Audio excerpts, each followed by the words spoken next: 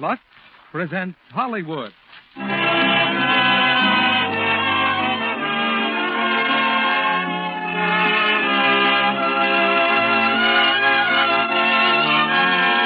Lux Radio Theater brings you William Bendix, Preston Foster, and Lloyd Nolan in Guadalcanal Diary with Richard Jaeckel. Ladies and gentlemen, your producer, Mr. Cecil B. DeMille.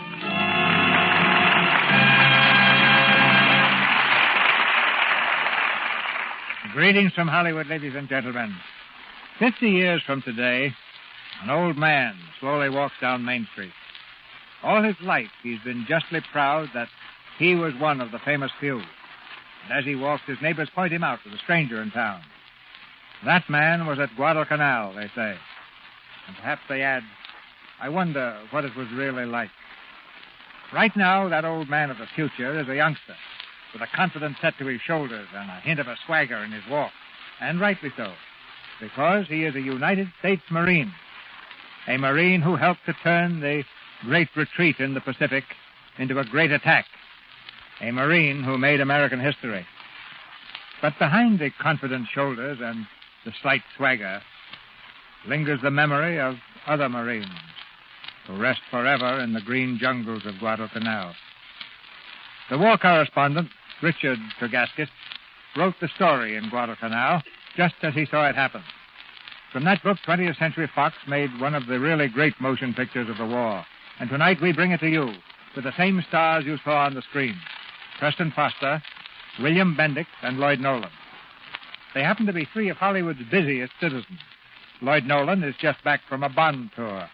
Bill Bendix is currently adding radio laurels to his screen honors with a weekly show called The Life of Riley. And Preston Foster runs a 600-acre ranch in addition to a full picture schedule.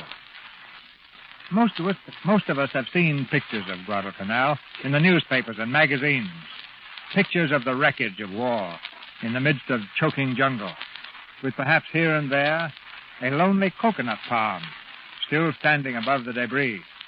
Strangely enough, that lonely palm tree has a very direct connection with Lux Flakes. You see, before the war, there were rather large coconut plantations on the island, and from these and many others scattered over the globe came raw materials that were used in making our products. So the next time you pour some Lux Flakes into a dishpan, you might remember that a lot of people and places all around the world are helping to wash your dishes. And turning from dishes to drama, we raise the curtain on the first act of Guadalcanal, starring William Bendix as Taxi, Preston Foster as Father Donnelly, and Lloyd Nolan as Hook, with Richard Jaeckel as Chicken.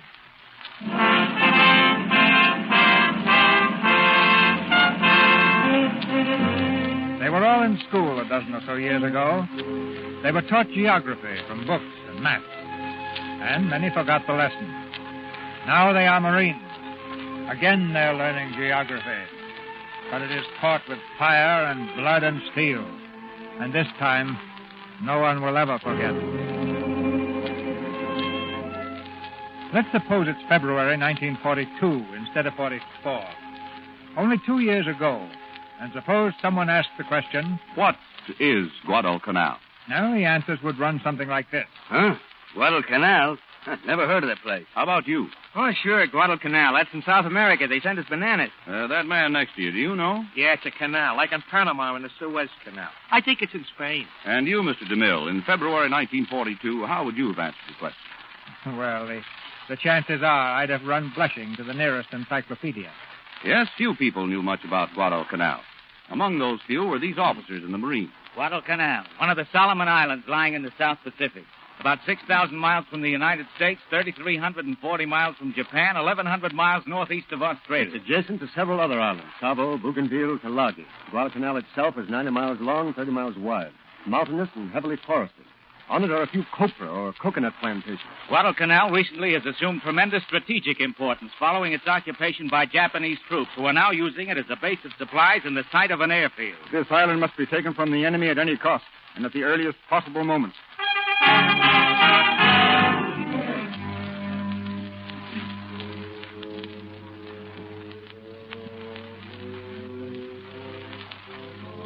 The earliest possible moment was 6 months in coming.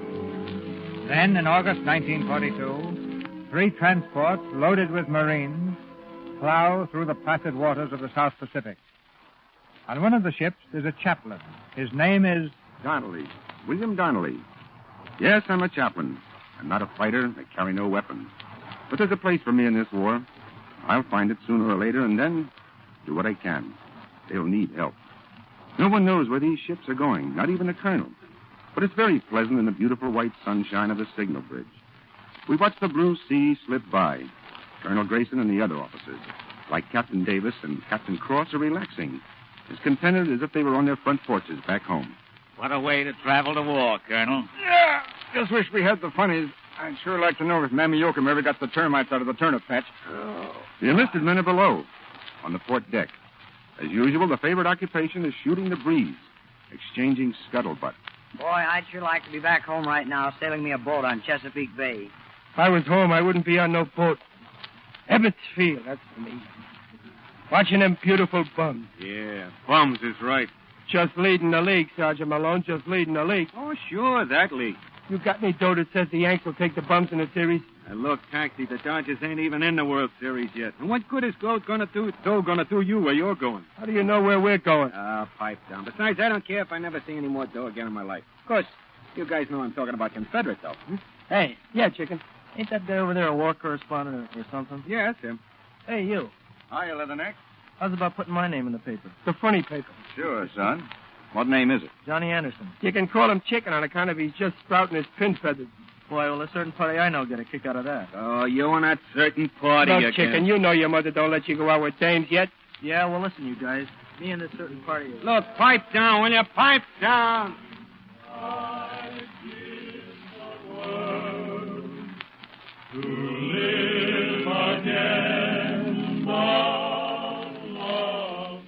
Yes, just like a pleasure cruise. At night, we're out on deck again. The boys singing. It's funny in a way. You never hear them singing war songs or boogie-woogie or that fast jitterbug stuff. It's always the old familiar song. Slow and sentimental and corny. And then you remember how young they are.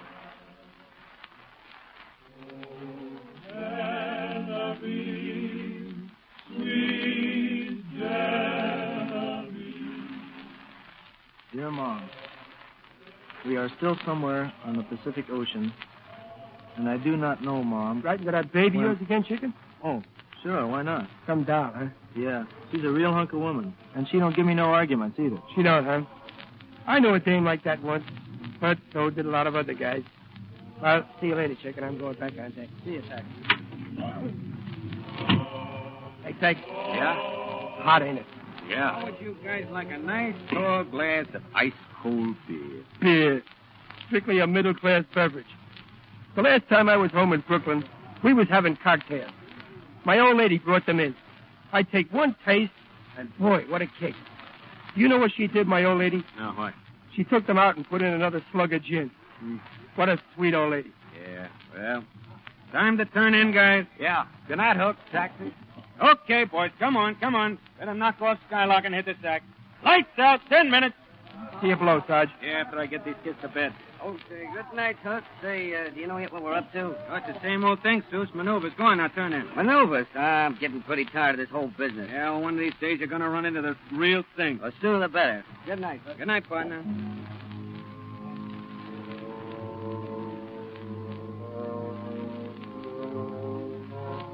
Another lazy day has ended. As uneventful as all our days had been for more than a week now. The only difference is that we're a few hundred miles closer to whatever we're heading for. At dawn the next morning, we learn the answer. Up on the bridge, I see Colonel Grayson, Captain Cross, and Captain Davis. They're looking through binoculars at something big beyond a mist. Their men are on the deck below. And what they see is something they have never seen before. Look at it. Just look at it. What's going on here, boys? Look, Father, look. There's 1,000 of them. Transport, cruisers, destroyers. Yeah, and over there, you see? Plane carriers. I knew something was up. I knew it. So we're out of maneuvers, huh? Now, if we only knew where he was going. Wherever it is, chicken. It looks like we mean business. Boy, I never seen so many ships before. That is, outside the Brooklyn Navy Yard. Hey, something's heading this way. You see that launch? Yes, with the civilians. Well, maybe he wants to enlist. How about me swapping places with him, Hook? And you wouldn't miss this for a week's pay, and you know it. Well, gentlemen, at last I have the news for which we've all been waiting. We're going to attack the Japanese strongholds on Guadalcanal and Tulagi and the Solomon Islands. You have a question already, Captain Cross. Yes, sir, if I may. The question is, when? Well, it may be tomorrow or the next day or the day after that. If we choose, we can sight Guadalcanal within 18 hours. But whether we do or not depends upon the strength of the enemy's defenses. Captain Davis? I was wondering, sir, if this task force is going to remain with us. No, I doubt it. The Navy and Coast Guard will lay down a barrage and remain offshore until we've established a beachhead. The carriers will give us what reconnaissance they can. B Company, that's you, Captain Cross, will take the left half of the beachhead. A Company, Captain Davis, the right. Our chief objective is an airfield, which the enemy has almost completed. Now, I know you're all wondering about this gentleman here, whom the Navy just brought aboard. He's Mr. Weatherby. He supervised the copra plantation on Guadalcanal, and he can give us an idea of what it's like. Mr. Weatherby, please. Well, gentlemen, after crossing the beach here, you'll have to penetrate a field of grass, as you can see on this map. Oh, grass sounds easier than pillboxes. Yes, but it's 4 to 6 feet high. Good stuff for the Japs to hide in. Now, 2 rivers border the section you're particularly interested in. At the north, of course, is the beach, and at the south, the airfield. Like a square? Exactly, Colonel. I'm not a soldier, but my guess is that your toughest problem is crossing the beach and getting your men under the cover of the palm trees as quickly as possible. There's a grove of these trees just beyond the grass. Yes, we're going to lose men. But remember this, don't stop to help the wounded. The corpsmen will take care of them. You have to cover the men who will be landing behind you. Is that clear, gentlemen? While I'm on the subject, Captain Davis. Aye, sir. Post the following order. Aye, sir. Annex E to General Order Number 3. Burial. Graves will be suitably marked. All bodies will wear identification tags. And now, Mr. Weatherby, Sergeant Hook Malone has a mimeograph paper in his hand. The ink is still wet. He holds it carefully as he reads it to the men of Company A. The coming action marks the first offensive in the war against the enemy involving ground forces of the United States. The Marines have been selected to initiate this action. Ain't it always the way? Which will prove the forerunner of successive offensive actions that will end in ultimate victory for our cause. Yeah. We are meeting a tough and wily opponent, but he is not sufficiently tough or wily to overcome us because we are Marines. Now you're talking. Each of us has an assigned task. Let each vow to perform it to the utmost of his ability with added effort for good measure. Good luck, and God bless you. Walter E. Grayson, Colonel. Very well done, Hook. Very academic. But when do we do it? Okay, boys. Inspection, 10 minutes. On the double.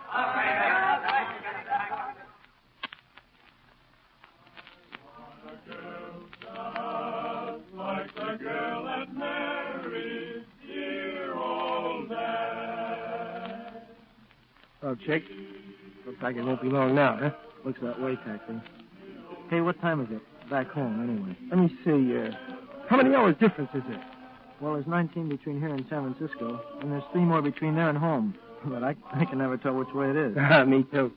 I can never tell whether today is yesterday or tomorrow. Oh, well, take it easy, kid. See you later. Yeah, so long, Taxi. I want a girl just like the girl that Small talk, scuttlebutt, is not a privilege of enlisted men only. The officers shoot the breeze, too. But Captain Davis and Captain Cross have been doing that for years. You're looking in the mirror for, Walter. Getting bald? Oh, it sure looks like it. What do you suppose Edith and the kids are doing right now? Sleeping, I hope. How do you feel? Scared? Sure, but I try to look at it as just another job, like selling a big order when there's a lot of sales resistance. Funny that we should end up like this. The first 2 companies in. 3 to 1 says my outfit lands. I'll take that. 1 coconut says you don't. one who loves nobody. All right, now, wait a minute, you guys. Wait a minute. Pipe down, will you?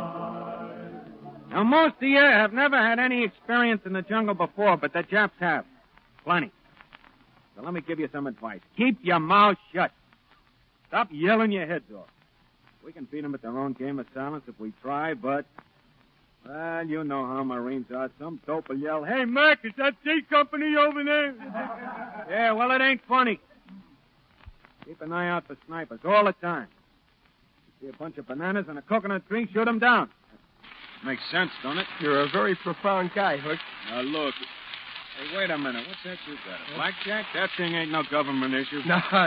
That's Flatbush issue. I just made it. If it'll make the Japs happy to die for their emperor, I'm going to try to make them happy. Oh, you're going to take the island all by yourself, I suppose. Well, that would cause no surprise in certain circles of Brooklyn. And one thing more, guys. Don't go around picking up any helmets or anything else the Japs leave laying around. Yeah, but supposing you promised a certain party a souvenir. Just forget it, chicken. Sure, you're liable to find it's been rigged up with wiring, and it'll blow right up on your kisser. Oh, hiya, Father. Hello, boys. Say, Padre, is there any natives on that island? Mr. Weatherby said several thousand. Cannibals? No, I believe they're strict vegetarians, chicken. But then, of course, they have never tasted marine meat. Well, don't worry. We may land tomorrow. Tomorrow is Friday. Oh, yes, that's right. It is Friday.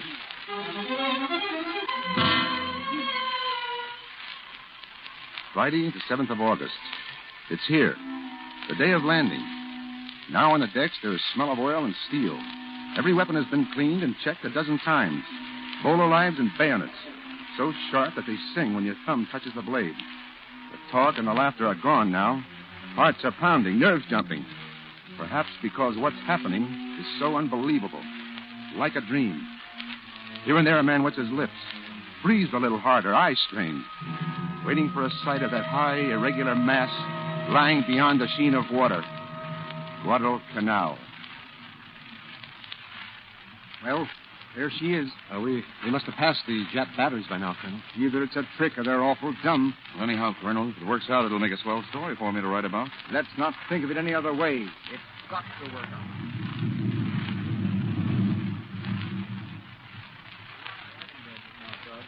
Looks like this is it, huh? Yeah. You better unbuckle your chin straps and cartridge belts, man. Bring on them Japs, brother. Yeah, this ain't no turkey shoot, Tex. Make 'em all count. Don't worry, Sarge, I will. Sorry we're not going in the same boat, Walter. No use putting all of our eggs in one basket. Funny how we can stand here preparing to force a landing on the Japs and act as if it were the most normal thing in the world. Yeah, it is, rather. Hey, look. You see the turrets on that cruiser? Yeah. They're getting ready to lay it down. You know, Sarge, times like these kind of make me wish I was back in Brooklyn driving my cab with the fast meter and keeping an eye on them bums. What are you talking about? When the Yanks get another crack at them, they'll take them apart. Oh, I should live so long. Hey, what am I saying? All right, here we go. Good luck, men. Same to you. Okay, boys. Over we go.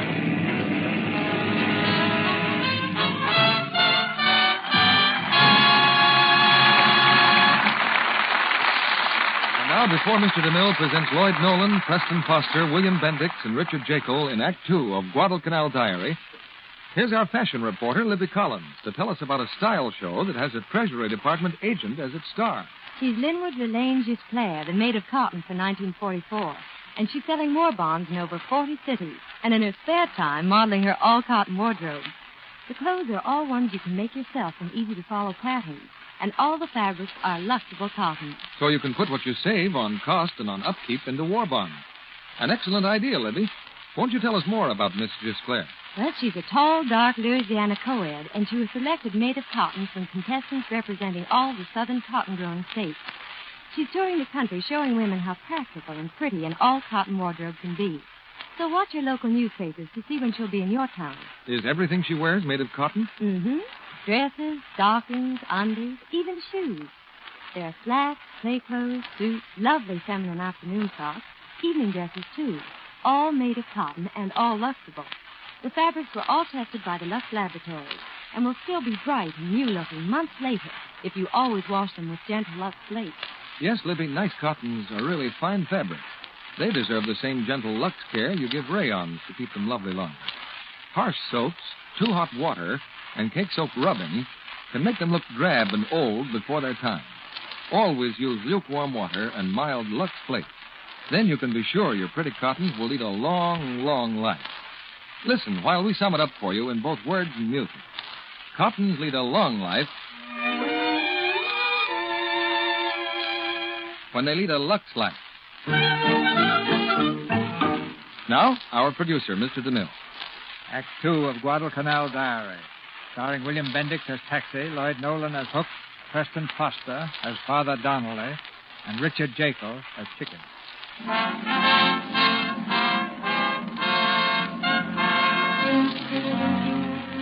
We know the Japs are full of tricks, but we haven't counted on the surprise awaiting us as we land on Guadalcanal.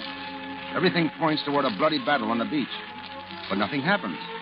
Not a shot, Japanese or American, is fired. The Japs have vanished. Either the Navy and the Coast Guard have blown them all to bits, or what? We don't know. Boy, I gotta sit down. I'm all wore out landing against such stubborn resistance. Don't worry, Taxi. We'll hear from him yet. Yes, me, it's too good to be true. It's a trap. We'll know soon enough. The old man says the Japs are hiding in the hills. We're to stay here and hold this village. Yeah, it's very wasteful. They didn't even stop to mine the runway. I'd say they're very considerate little sons of heaven. Hey, Where? In that hut. Look out, guys. I'm going in. Hey, check it. You cover Taxi from here. I'll go around back. Right, sir. Watch out, kid. Here I go. All right, you little yellow... Well, what do you know? Hey, relax. Look at them as pigs. Pigs, say they're pigs. Yeah, look at them go.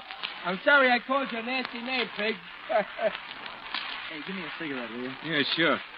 Since when did you start smoking cigarettes? I'm going to start right now.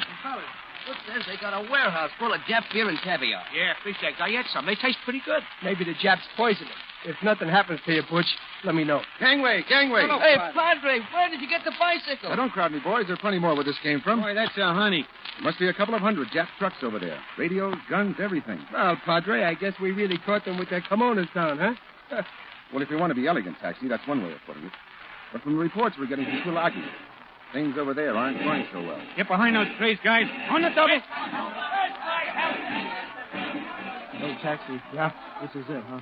Yeah, maybe. Sergeant, Hook! Sergeant! Aye, sir. What's going on there? Oh, we can't tell, sir. The shots came from the edge of the jungle. Hey, Sarge. There they are. 3 monkeys on a rope. Hey, sir. Looks like Private Steinhaus got 3 prisoners. Bring them in here.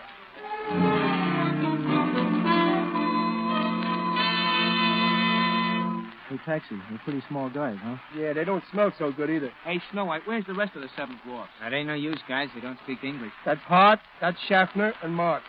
Good work, Steinhaus. Where'd you pick them up? Found them sitting under a bush, sir. Sir, these the monkeys we're fighting? No, these are laborers. They keep pointing off toward the hill, sir. I guess that's where the rest of them went to. Hey, what are they doing? Playing? They think we're going to shoot them, Sergeant. Sergeant! All right, sir. Get them something to eat, and then turn them over to the MP. All right, sir. Get moving, Tojo. Come on. No, cut now. Yeah, avocado. We ain't got no avocados.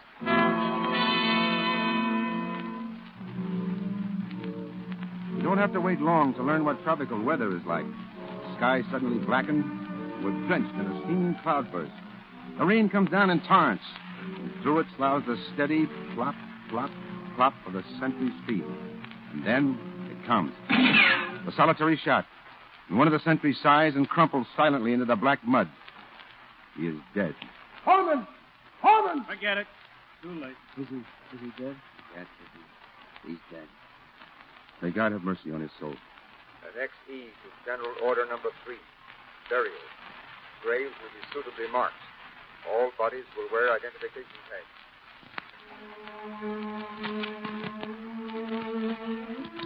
There was little sleep this first night of occupation. We know now that the enemy has not fled. That in the denseness of the jungle, men are lurking. Silent, dangerous, watching us. How many are there? Where are they hiding? How grave is our danger? Not one of us can say. All we can do is wait. Wait and watch in the rain. In the distance, we hear the dull rumble of naval guns. Our ships have met the Jap Navy. And we realize that if our people out there lose the battle, we'll be fighting for our lives before morning. Suddenly, most of us know the awful feeling of being pitifully small. Tiny particles of humanity, caught up in the gigantic whirlpool of war. At such a moment, without knowing it, we thank God for men like Taxi. Yes, leave it to Taxi to break the tension, one way or another. Help! Help! It's the Jap! The Jap is coming! Taxi, hang on to him! Oh, for the love of... Oh, yeah. Hang on to him, Taxi. Tojo himself. That's the best looking Jap I ever seen. I'm sorry, Sarge. I could have sworn I felt his buck teeth. All right, Corporal, here's your first Jap prisoner. Well, it ain't nothing but a hunk of palm tree. That's right. I guess the rain must have knocked it off the tree and Something in my arm. Yeah, you captured it barehanded. The Flatbush Sergeant yours. All right, you guys, pipe down. Shove off. Go on. All right, shove off. We feel better in the morning. The rain is over. We dig foxholes, and on the airfield, steamrollers and tractors roar out, taking up where the Japs had left off, finishing runways, setting up defense against the day when we'd have our own air support, and knowing that until that day arrives, we have but one course to follow on Guadalcanal. Dig in, and wait. WO1, let all the corporals and their movers. Well, Colonel, anything I can write about for the folks back home? You can tell them that our task force beat off the Japs last night. It cost us 3 of our cruisers to do it, though, and 1 Australian. The fight was just off Savile. What about our casualties on Tulagi? Pretty heavy. The Japs are holding up in caves, fighting to the last man. Any idea how many we got? About 400 on Tulagi, 800 on Gavutu. Oh, that's good news, sir. Now that I've got it, how am I going to get it to the States? Well, there's a Navy plane scheduled in here today or tomorrow. I'll write it up and I'll see if I can get it aboard for you. I think they'd like to know it back home. Thank you, sir.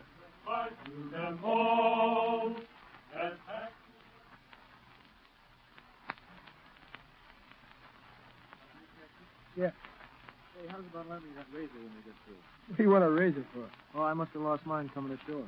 But you ain't got no use for a razor, chicken. Oh, I don't know about that. Here, look. Huh? No, Where? not there.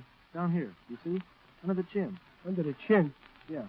Kind of run your finger there. Hard to say, though. Sure it ain't sand? No, I just washed my face, Tacky. You did, huh? Yeah, I guess maybe you got a whisker there. Yeah.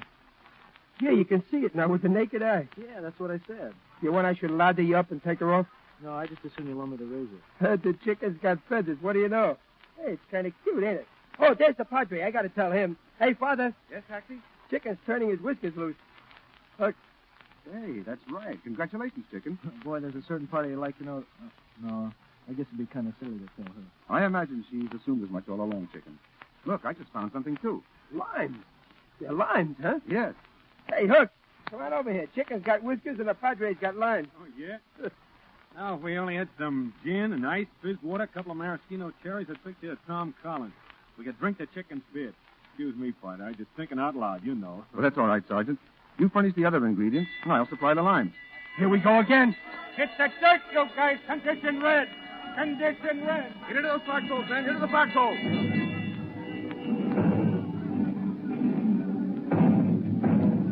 Somehow I can't get over how enemy planes, with the obvious intention of dropping a bomb on my head. It looks so beautiful. Get down, Padre. You ain't kidding about those bombs.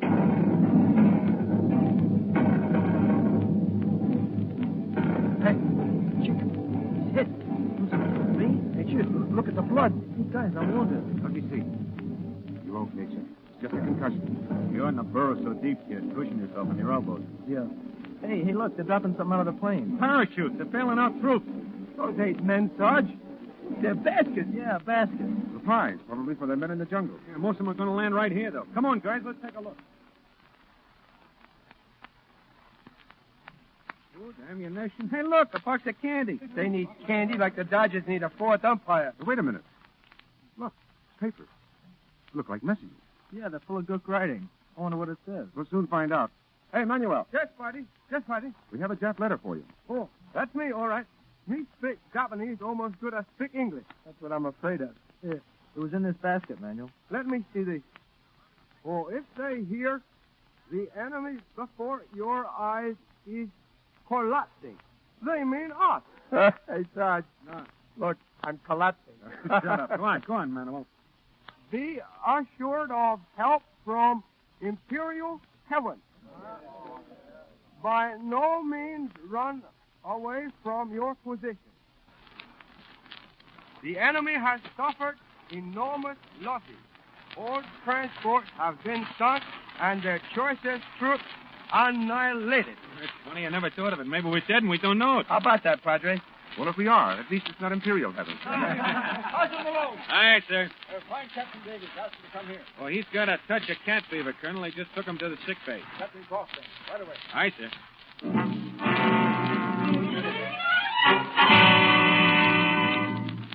Come in, Walter. Colonel? I've just had a report. The natives say there's quite a large bunch of Japs at Matanikau village. Aye, sir. That's about 5 miles from here. And maybe you'd better take a patrol down there and see what it's all about. It'll be a pleasure. You'd better go by boat. Take a Higgins. You keep offshore far enough so they can't snipe you.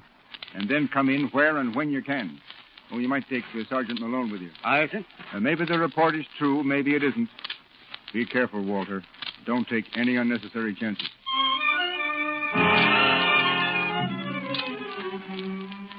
They leave at noon. Captain Cross, Hook, and 24 men.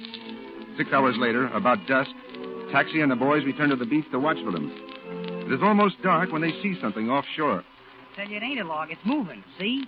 Step aside, Chest. I'll show you how I used to win them Cupid dolls at the Coney Island Shooting Gallery. A buck you miss. Hey, wait a minute, Taxi. It's a guy. Look, he's swimming. Yeah, that's right. A Jap. Coming this way, too. Probably a one-man suicide squadron with a load of dynamite.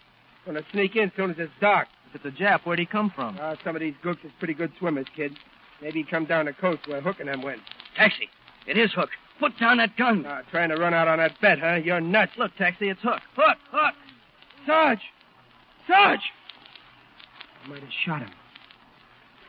Gangway, guys. I'm going in after him. You all right, Hook? You all right, kid? Yeah. Yeah, give me the colonel. I got to see the colonel. Sure, Sarge, sure. Come on, guys. Pick him up.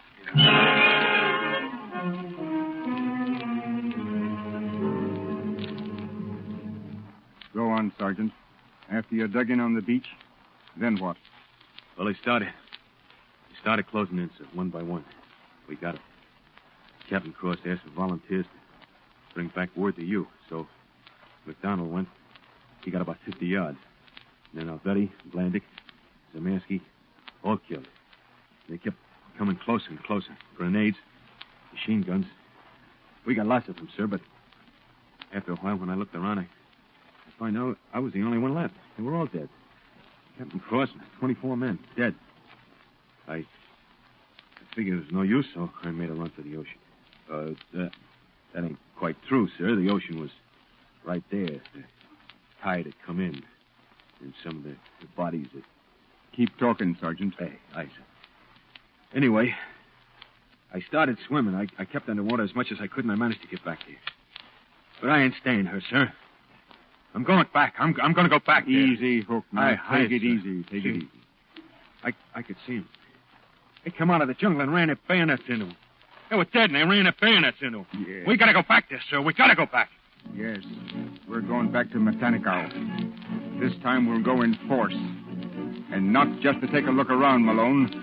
This time we go for blood. Thank you, sir.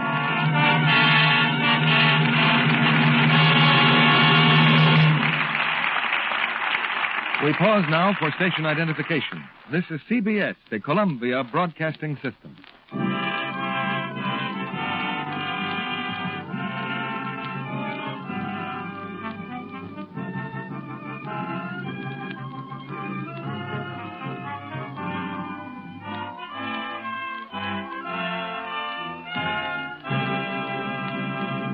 After a brief intermission, Mr. DeMille returns with Preston Foster, William Bendix, Lloyd Nolan, and Richard Jaeckel for Act 3 of Guadalcanal Diary. Mr. Kennedy, I have a wonderful new way to shop that saves time and energy. Every time I want to buy something, I buy a war bond instead. And then just imagine how I'll spend it after the war. Let's ask a couple of people from the audience what they'd do with it. I'd like to buy something for the house, like new curtains or an electric mixer. I'm going to buy something pretty for myself. Well, I'm going to buy nylon stockings, 6 pairs, right at one clip. Yes, that's what many women say. But so far, those post-war nylons are only a dream. So why not let's face the facts? Lots of women didn't like nylon at first, remember? Then after they'd worn them for a while, they raved about them. Probably you didn't like the new rayons much at first. Neither did their makers. But they needed time to work out improvements. Now there really are some lovely ones. And if they're given the right care, they wear as well as silk. Every time you put a pair of those pretty rayon stockings in the wash bowl, remember... That's practically a dollar bill in that wash bowl, so I hope you're using Lux suds, because dollar bills don't grow on trees. If you're tempted to be careless and use strong soaps for stockings, or rub with cake soap, Remember, those stockings cost money. Give them the Lux care they deserve, and they'll repay you in extra wear. Yes, strain tests prove stockings washed with Lux Flakes last twice as long as those rubbed with cake soap or washed with a strong soap. Nightly Lux Care cuts way down on runs. Helps you to get 2-pair wear from every pair. If your dealer is out of Lux Flakes, try again soon. More is on the way. Remember, Lux is worth waiting for. Now, Mr. DeMille returns to the microphone. We'll investigate the private lives of our stars after the play. But now here's the curtain for the third act of Guadalcanal Diary, starring Preston Foster, Lloyd Nolan, William Bendix, and Richard Jaeckel.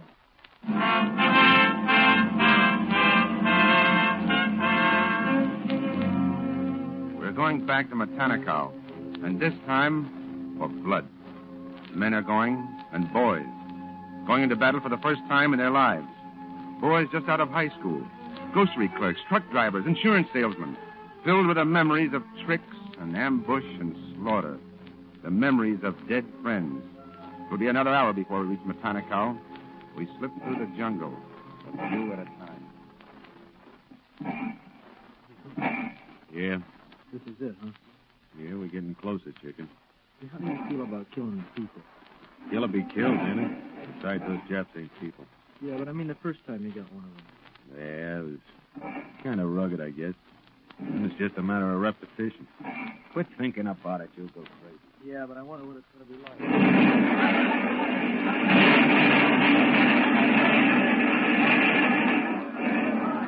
Hey, chicken. Yeah? You've got plenty of cover here behind these trees. I got an idea those monkeys will be coming this way.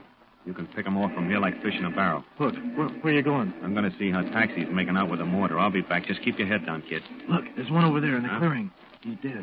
Oh, yeah, he's an officer, too. See his sword? That's for me, Hook, that sword. Oh, you nuts. Get down. Oh, he's dead, ain't he? And I promised a certain party a souvenir. You got enough to think about without going after souvenirs. Now, you just stay put.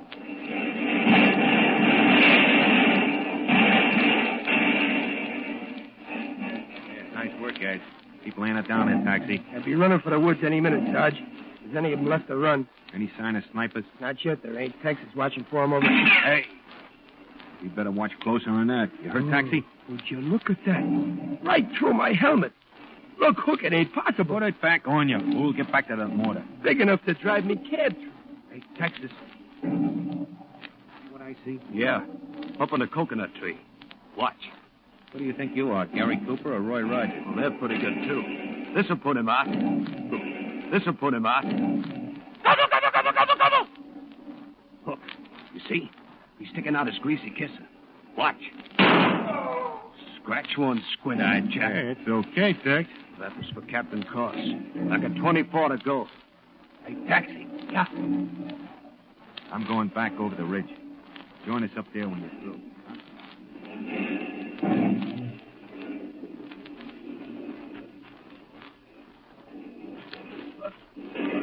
What the...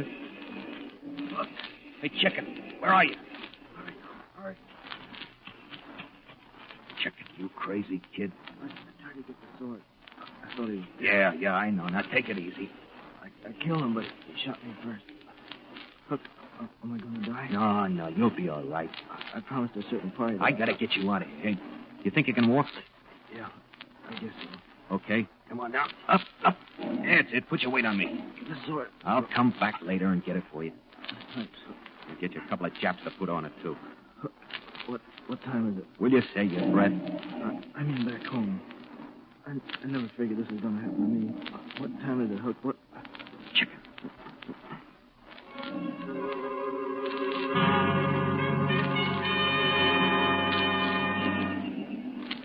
We better get him to an ambulance, Doctor. You'll never make it, Father. Is it that bad, Doc? He lost too much blood. Needs plasma. Needs it fast. Can't we give it to him here? With all these other men waiting? Well, he's just a kid. They're all just kids. I've watched you often enough. Perhaps I can do it myself. You? Well, why not? You'll die if you don't. Nothing to lose. Coleman, plasma. Over here, quick.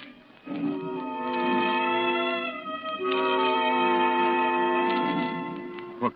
Yeah, Father. I think he'll be all right. You'd better get back. I'll watch out for him. All right. Thanks, Father. It was over by nightfall. The Battle of Matanicow. In this war of mighty armies, of masses of men, of tanks and planes, It has been nothing more than an episode, an incidental skirmish. Only a few hundred will ever remember it. The boys who fought there and the families of those we buried. But the enemy has at last been met, and we have wiped him out. Those who can walk trudge back to our village in silence. They're weary and stunned, moving like drunken men or men in a nightmare. Heads and legs bandaged, clothes torn, unlit cigarettes dangling from their lips. Old before their time. Veterans.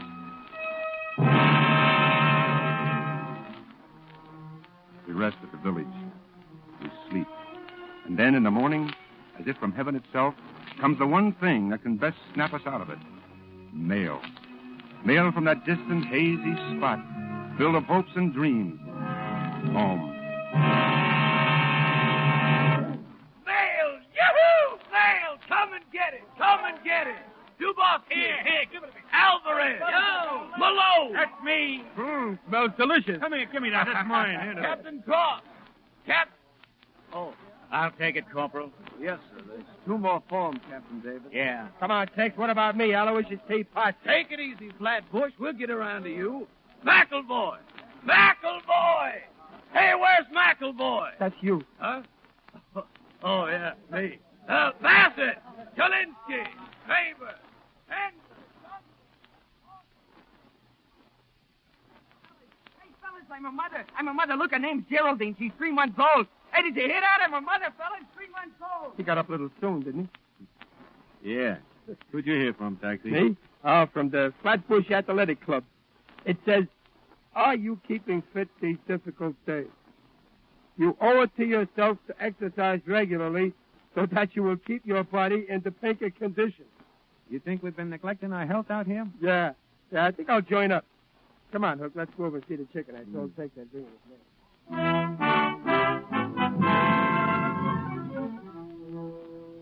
It was weeks before we had reason again to celebrate. Weeks of rain and disease and malnutrition. Weeks of digging graves. Of watching the enemy slip more and more men ashore from Bougainville and Rapal. Weeks of being a target, day and night, of their bombers and Zeros, against whom we're lucky to put up 6 or 7 Grumman fighters. We wonder if this will be another Bataan, another Corregidor.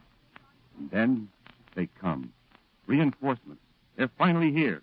Immediately we start to push inland, and the Jap runs to his hills and his caves, sweeping us down with machine guns, chained to them sometimes, rather than surrender. One by one, these fanatics must be blasted out, and the job goes to men like Taxi and Hook. They do it with dynamite and grenades, with gasoline, and sheer guts. To them, it's all in a day's work now. And when the job is done, back to camp they come and rush for the portable radio. Pipe down, you guys. I got it. Listen. And now for the world of sport. All right, shut up. Sportsman's Park, St. Louis was packed with 34,000 wild-eyed fans as the Cards and the Yanks tangled in the second game of the current World Series. Come on, you Redbirds. Come on, Give us the score, In will the you? 8th inning, with the score tied 1-1, the fans got the thrill that they'd been waiting for. Yeah, but will you give us the score? The Cards had 2 men out when Enos Slaughter caught a fast one and slid into second base for a double. That's it, Enos. I knew you could do it. It's all right, Sammy. It's all right. Think nothing of it. Then Phil Rizzuto at second let the ball slip away, and Slaughter dashed safely to third. Oh, I was expecting that. And that brought Stan Musial to bat. He worked Bonham for a 3-2 pitch. And then with the home crowd screaming for a hit, he crouched over the plate. Wait a minute. Coming in again. Listen. And so, baseball fans, today's game ended with a final score. And that's the way today's game ended. Thanks for listening, folks. See you tomorrow. Condition red! Condition red! Condition red!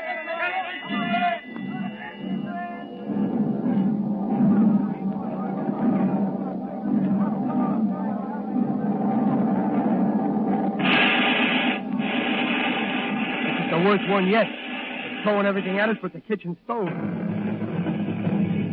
There's the stove now. Here, chicken. Take a drag on that cigarette. I don't mind the one with my name on it. The one addressed to whom it may concern that I don't like. Anybody who says he ain't scared is a fool or a liar. You hear what I hear? What do you mean, Padre? Those are not all bombs. They're 8-inch shells. They got nothing anywhere near that big unless... Yeah, unless we got visitors. The Jap Navy. There's a report that a couple of battleships and 8 cruisers are off Savo. You're really pasting this. I don't mind saying I don't like it. Yeah. I got things on my mind, too, but I don't know how the Padre will like it. Go right ahead, Taxi. Well, I don't know about you guys, but me, well, I'm telling you, this thing's way over my head. It's going to take somebody bigger than me to handle it. I ain't much at this praying business. My old lady always took care of that. Yeah, my old lady was like that, too. Well, I don't know as I mean that kind of praying. You know, the Lord's Prayer and things like that. I know. I used to pray like that back when I was a kid. You know, Lord, give me this, give me that. Please let the Yanks win. But I've never been in a spot like this before. I don't like to hear you guys talk that way. Me either. You guys are different. I don't believe you're scared. If you were, you wouldn't have gone up under those cliffs. Right under their noses, dropping gasolines and grenades in their kids. Stop it, chicken. I'm just a guy. I come out here because somebody had to come. I don't want no medals. I just want to get this thing over with and go back home. I'm just like everybody else, and I'm telling you I don't like it. Except maybe I guess there's nothing I can do about it.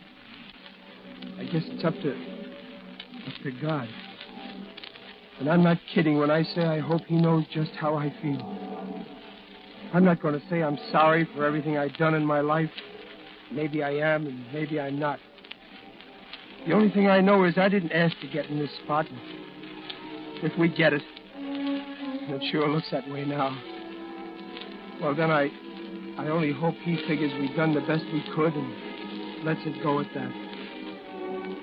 Maybe this is a funny kind of praying to you guys, but it's what I'm thinking and praying. Amen.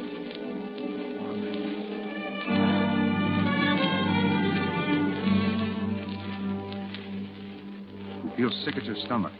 Your head rings like a giant bell pounded with a giant sledge. It's as if God grabbed the world by the shoulders and shook it, trying maybe to bring it to its senses. And then it's over.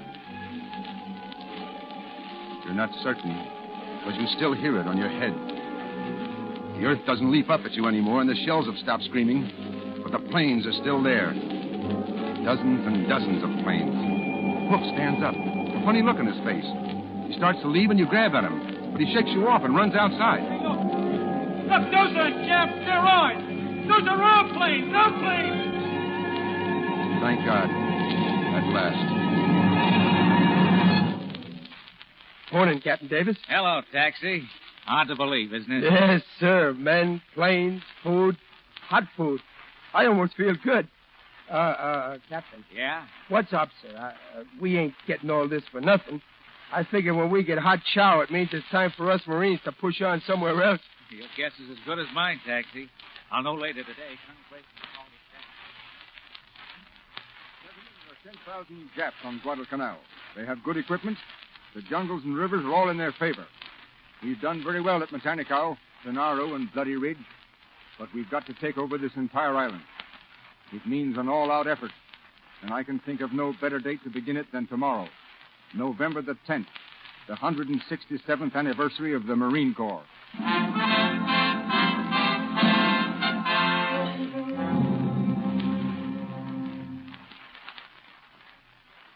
Dear Mom, I'm fine, and I hope you and Dad are not worrying.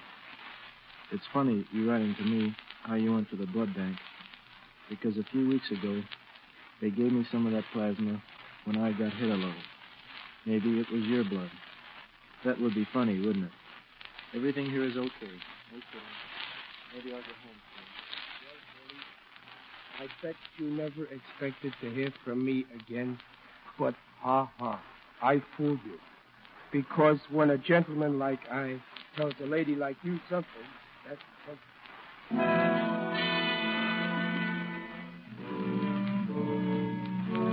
It's here at last. The great offensive. The men have written their letters home. For many, their last letters. We start at dawn. Along the shore and through the jungle, there was but one command. Attack, attack, attack. They pour it on with tank and plane, grenade and machine gun, pistol and bayonet. It's forward, ever forward, in one gigantic charge across the width and breadth of Guadalcanal. Hook and Taxi are loaded down with grenades. They carry them in slings. You can't help but think of those pictures of old-time farmers sowing grain. They, too, are sowing grain. The lethal grain of sudden death. Hey, ain't that Gerald Vandergrift over there with the colonel? Yeah. Don't he know it's dangerous here? Well, why don't you go tell him? Come on, Pax. Yeah.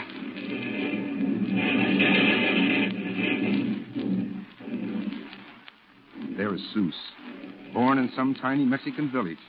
He came to the United States and he liked us, and we liked him.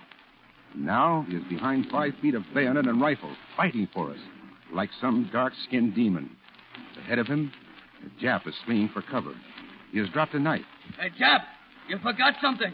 Seuss picks it up, aims, and flings the knife with the speed and accuracy of a striking rattlesnake. He forgot something. Funny, yeah. And so he dies. Dies in blood and laughter in the green jungle of Guadalcanal. Seuss never knew what hit him. Chicken hears the shot. He comes running up. There's another shot. And Chicken sprawls grotesquely beside the body of his comrade. And then, out of nowhere, appear 2 Japanese.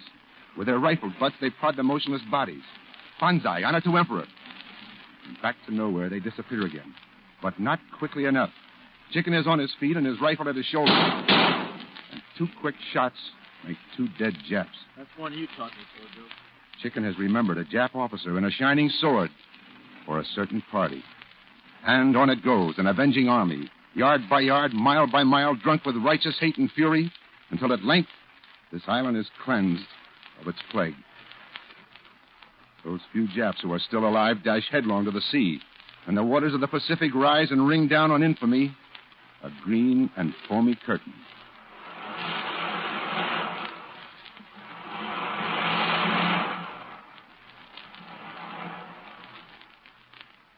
It is December the 10th, 1942. We are leaving Guadalcanal today. They have told us our job is done. More soldiers are landing now, and from this tiny foothold in the Pacific, in good time, we'll go forward. We are all at the beach.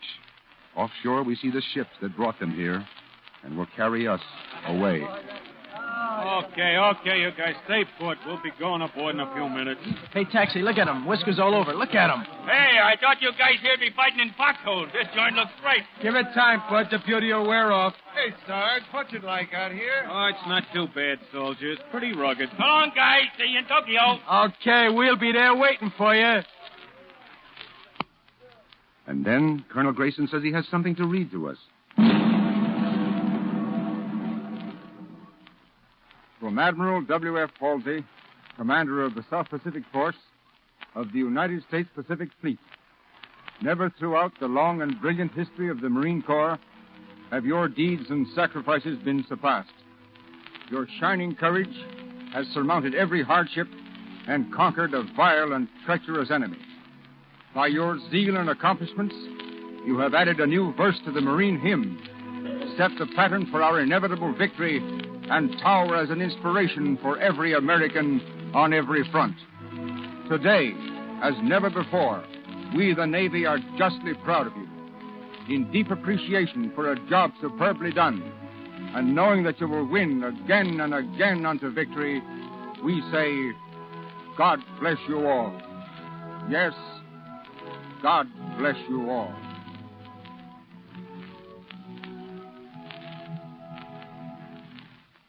We stand there looking out to sea. The waters seem misty. We wonder why we're the ones who are leaving, and why so many of us, a mile or so back in the little clearing, are the ones who shall stay on Guadalcanal forever. We know we shall never forget them. We pray that you at home will never forget them, too.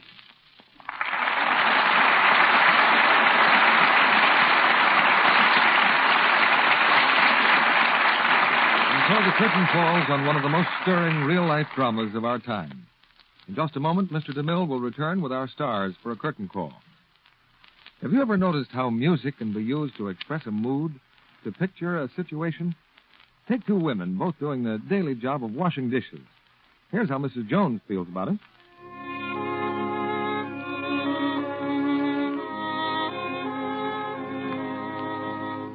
Oh, dear, I wish I were through. And just look at my red dishpan hands. But, Mrs. Smith.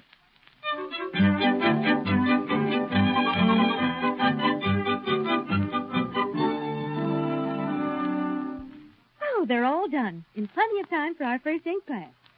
And my hands look soft and smooth as ever. That doesn't sound like the same job at all. Tell us, Mrs. Smith, how come you're so cheerful? Oh, dishwashing's no chore, not with Lux. Such suds, so rich and so kind to my hands. Guess that's why more and more women are changing to Lux Flakes for dishes. Richer suds that wash the dishes fast. Gentler suds that leave hands soft and smooth. A good combination, isn't it? Yes, and it's surprising how thrifty Lux is, too. Goes further and does more dishes. Actually, up to twice as many dishes, Mrs. Smith, as the same weight of other well-known dishwashing soaps. A little goes a long way. Now, here's Mr. DeMille with our stars. In the diary of the Lux Radio Theater, Guadalcanal Diary will occupy an honored page. And here are three of the artists responsible. William Bendix, Preston Foster, and Lloyd Nolan. Thank you, C.B. Glad to be back with you. Yeah, me too. Hey, how are things in Brooklyn, Chum? Brooklyn? Oh, I was only acting. I'm really from New York. Huh? You're not really a Dodger fan? Please, I used to be a bat boy for the New York Giants. Hey, by the way, are they still in the league? Don't kid about that. We are very sensitive. Besides, it makes me remember the great tragedy in my life. The time I had the chance to go south with the Giants for spring training and couldn't make it. Accident, Bill? No, my mother wouldn't let me. Well, a bat boy, that's very interesting work. Another man that's always amazed me on jobs is Preston Foster. He's done everything from setting up pins in a bowling alley to singing an opera. How many jobs did you have before you got into pictures, Preston? 56. That's pretty hard to beat in Hollywood. I've just made it, C.B. Guadalcanal Diary is my 57th picture. I don't think he'll last you. What's your play next week, C.B.? Lloyd, the author, is one of the foremost novelists and playwrights of the 20th century. And next week's play is one of his triumphs, The Letter, by Somerset Maugham. And our stars will be Betty Davis, Herbert Marshall, and Vincent Price. Betty Davis' fine performance in the Warner Brothers picture will be long remembered by all who saw it. And next Monday night, she brings us this drama of a few dangerous weeks in the life of a beautiful woman. A performance by Betty Davis is something you just can't miss, C.B. Good night. Good night. Good night, C.B. Good night. Good night. And remember, the Marines are still attacking.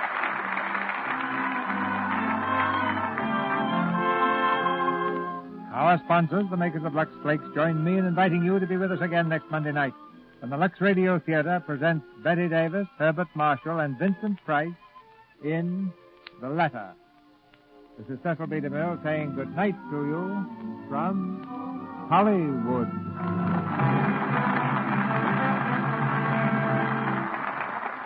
William Bendix will soon be seen in the 20th Century Fox picture Greenwich Village, and is currently making the Jules Levy production, The Harry Eight. Preston Foster appeared through the courtesy of 20th Century Fox and will soon be seen in that studio's production, The Bermuda Mystery. Lloyd Nolan was heard through the courtesy of 20th Century Fox, producers of The Sullivans.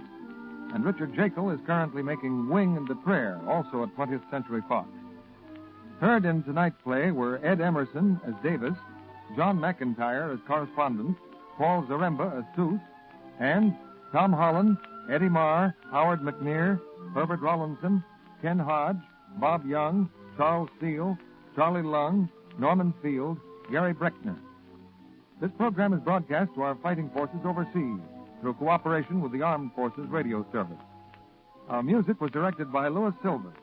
And this is your announcer, John M. Kennedy, reminding you to tune in again next Monday night to hear Betty Davis, Herbert Marshall in The Letter.